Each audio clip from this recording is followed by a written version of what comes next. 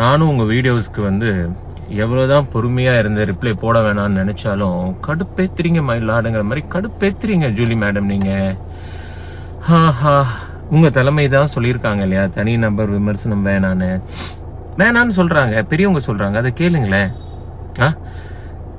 அரசியல் புரிதல் அப்படின்ற ஒரு விஷயம் என்ன தெரியுமா? பாசிட்டிவா பேசுங்க.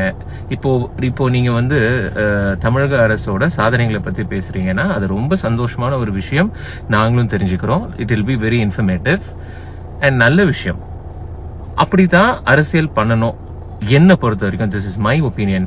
அப்படியே எங்களை உசுப்பேத்தி கோவப்படுத்துறது, கோவத்துல நாங்க உண்மையை பேசிட்டா அதுக்கும் வருத்தப்படுறீங்க.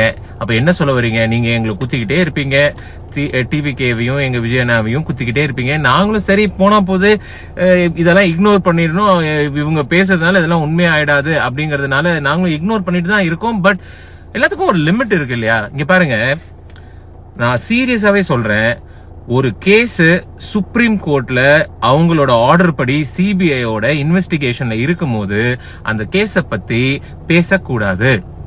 அந்த 41 பேர் அவங்க உயிர் இழந்தது எல்லாருக்கும் சோகம் தான். நாங்களுமே அதை டைஜஸ்ட் பண்ண முடியாம ஒரு கஷ்டத்துல தான் இருக்கோம். அதுக்கு விஜய் அண்ணா தான் காரணம் அப்படின்னு நீங்க பேசுறது, எந்த ஆதாரமும் இல்லாம நீங்க பேசுறது, திஸ் இஸ் அகைன்ஸ்ட் லா. அந்த 41 குடும்பமே விஜய் அண்ணா மேல எந்த தப்பும் இல்லைன்னு அவங்க விஜயண்ணாவை தான் குடும்பத்துல ஒருத்தரா நினைச்சு அவ்வளவு அன்பாவும் பாசமாவும் இருக்காங்க. இந்த நேரத்துல நீங்க தேவையில்லாத ஒரு மைலேஜ்க்காக, நீங்க உங்களுக்கு ஒரு ரீச் வேணுங்கிறதுக்காக, நீங்க ஏதோ ஒரு விஷயத்துல இருந்து எஸ்கேப் ஆகணுங்கிறதுக்காக சம்பந்தமே இல்லாம இப்படி பேசாதீங்க. இது நாகரிக அரசியல் கிடையாது. உண்மை இருக்கா ஒரு விஷயம் உண்மையாவே நடந்திருக்கா, அத பத்தி பேசுறதுக்கான ரைட்ஸ் எல்லாருக்கும் இருக்கு.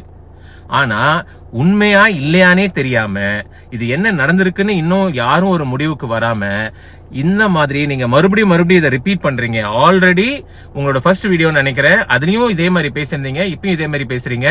அது தப்பு. ரெஸ்பெக்டபிளா பேசுங்க. உங்க வாயை கொண்டு போய் மடக்கூதியில வச்சு ஊதுங்க, வேற எங்கேயாவது ஊதாதீங்க. இதெல்லாம் வந்து பாக்குறது உங்களுக்கு உங்க மேல ஒரு ரெஸ்பெக்ட் வரணும். நீங்க பேசுறத கேட்கும் போது சத்தியமா வரல. தயவு செஞ்சு உங்க அப்ரோச்சை மாத்திக்கோங்க. மேபி யூ ஆர் லேர்னிங் அப்படிங்கறதுனால ஒரு கன்சர்ன்ல சொல்றேன், திஸ் இஸ் நாட் ரைட். உங்க லீகல் அட்வொகேட்ஸ் கிட்ட, உங்க டீம் கிட்ட கேளுங்க. ஒரு விஷயம், ஒரு கேஸ் இன்வெஸ்டிகேஷன் இருக்கும் போது அதை பத்தி இந்த மாதிரி பேசுறது தவறு. தயவு செஞ்சு இதை செய்யாதீங்க. அப்புறம் நாங்க ஏதாவது கோவப்பட்டு நாங்க ஏதாவது உண்மையை போட்டு உடைப்போம். தேங்க்யூ.